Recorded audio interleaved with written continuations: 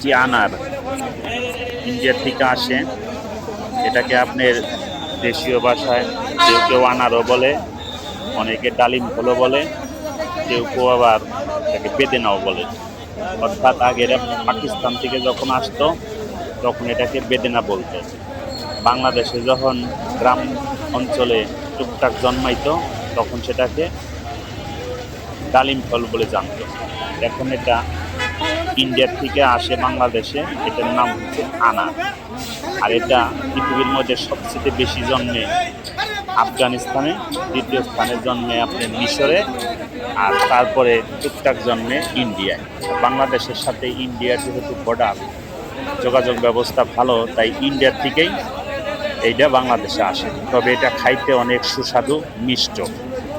এটা অনেকেই পছন্দ করে, আর এটা জান্নাতি ফল। একটা ফল হইলেই আপনার অনেকে খেতে পারে। একটা ফল ভাঙলেই, মনে করেন ছোট একটা ফল ভাঙলেই দেখা যায় 4-5 জন এক মুঠ করে খেতে পারে। ভিতরে ভাঙলেই দানাগুলো অনেকের পছন্দ হয়ে যায়।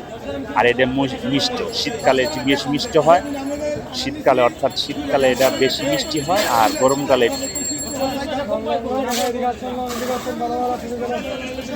তাজা মাল, তাজা মাল।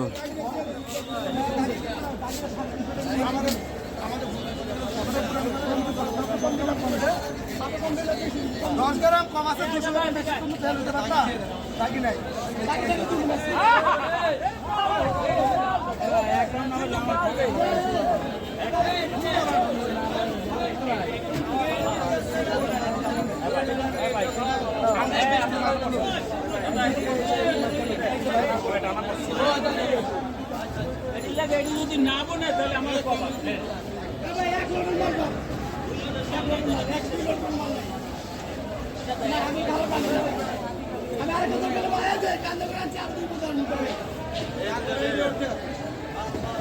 তোমার দেশের বাড়ি কই?